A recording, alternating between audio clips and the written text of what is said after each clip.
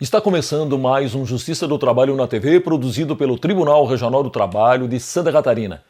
Ética, transparência, prestação de contas.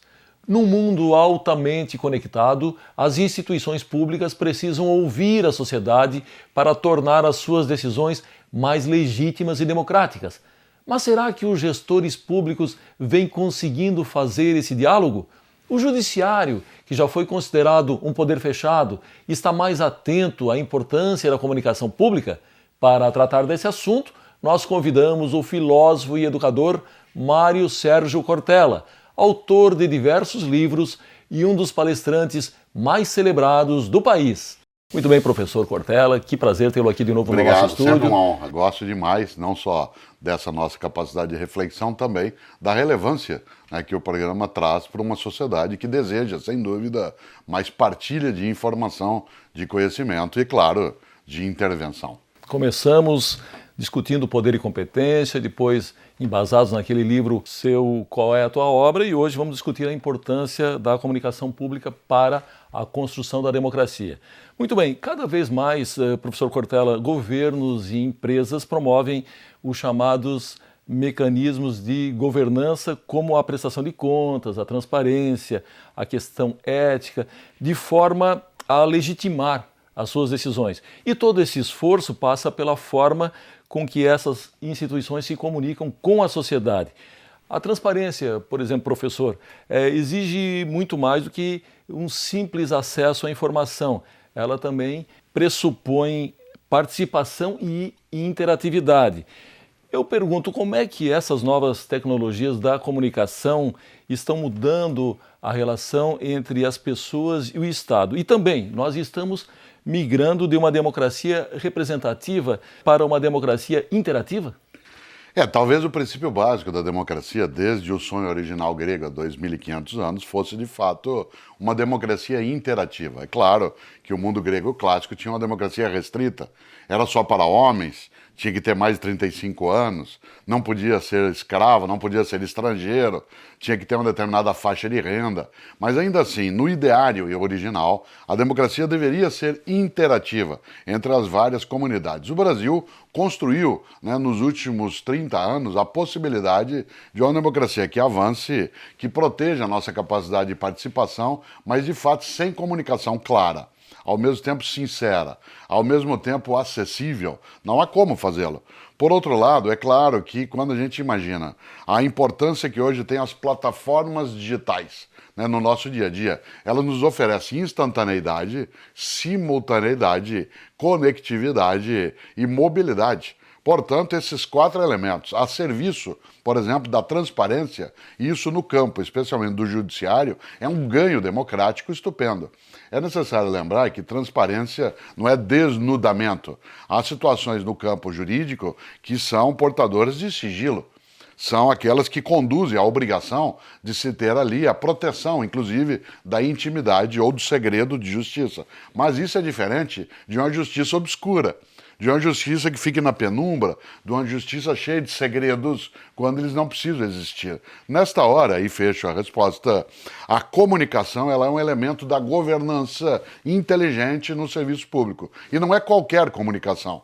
Não é apenas publicar um relatório, não é apenas contar algo, mas é permitir que o cidadão possa, de fato, como você lembrava, interagir, mandando questões, fazendo opiniões, fazendo com que a área de comunicação em cada um dos setores, nos tribunais, possa acolher a demanda do cidadão, não apenas como uma pergunta de natureza técnica, mas também da cidadania participante. E nesta hora se cria ali aquilo que é necessário, que é uma ponte entre aquele que serve, que é o poder público, e aquele que financia e comanda, que é o cidadão.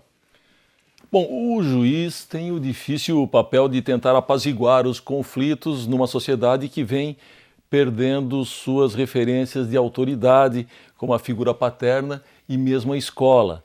Mas mesmo assim, com toda essa responsabilidade, digamos assim, simbólica, muitos juízes ainda adotam uma postura mais reservada, mais fechada, evitando dar declarações e entrevistas, atuando apenas e exclusivamente no processo. Bom, num mundo de crescente judicialização da vida e de novas cobranças ao poder público, essa não seria uma postura inadequada do ponto de vista da boa governança? Eu não tenho dúvida de que, por exemplo, um juiz ou uma juíza, um magistrado, uma magistrada, precisam cautela em relação à expressão da opinião para evitar qualquer contaminação daquilo que fazem, mas não a instituição.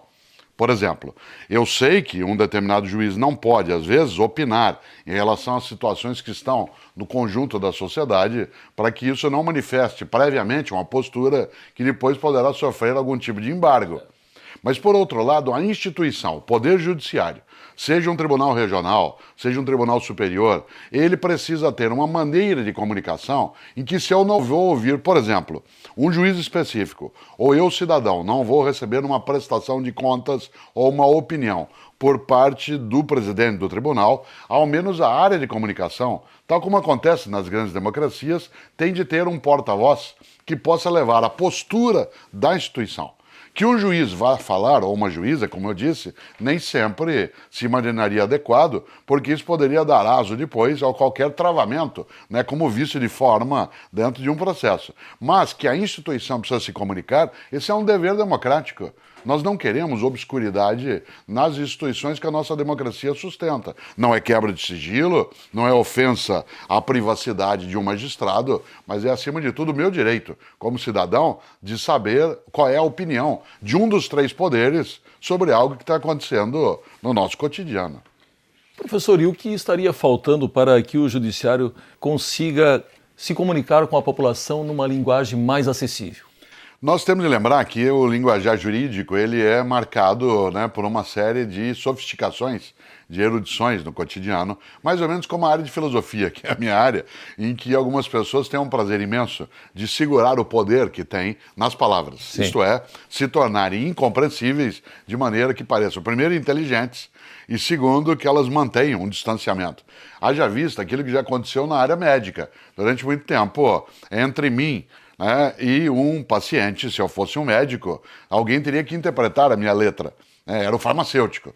E eu ficava encostado em alguém que estava atrás de um balcão que dizia o que era e o que não era. E eu ficava humilhado como alguém que, embora fosse o paciente, nem entendia o que estava escrito e a outra pessoa que tinha essa capacidade. Pois bem, resguardada a diferença entre essa atividade e o campo, né, do judiciário, muitas vezes a comunicação é feita de modo esotérico. E não é o esotérico com X, é o esotérico com S, isto é, só para iniciados. Né? Todas as vezes que a gente vai ler uma sentença, vai ler uma declaração, quem é leigo, como eu, a gente tem a sensação que está lendo uma bula de remédio. Pois bem, nosso país já determinou que bulas de remédio têm que ser claras. Já determinou que contratos de qualquer natureza, adesão por parte do contribuinte ou do cliente, tem que ser claros. A linguagem de comunicação no campo do judiciário tem o dever da clareza. Esse dever da clareza é porque se promove mais justiça quando as pessoas têm mais nitidez daquilo que elas estão ouvindo, lendo ou fazendo. A obscuridade no campo da comunicação, ela é a quebra de um dever ético na área da justiça. Professor, hora do primeiro intervalo, nós já voltamos, é só um minuto.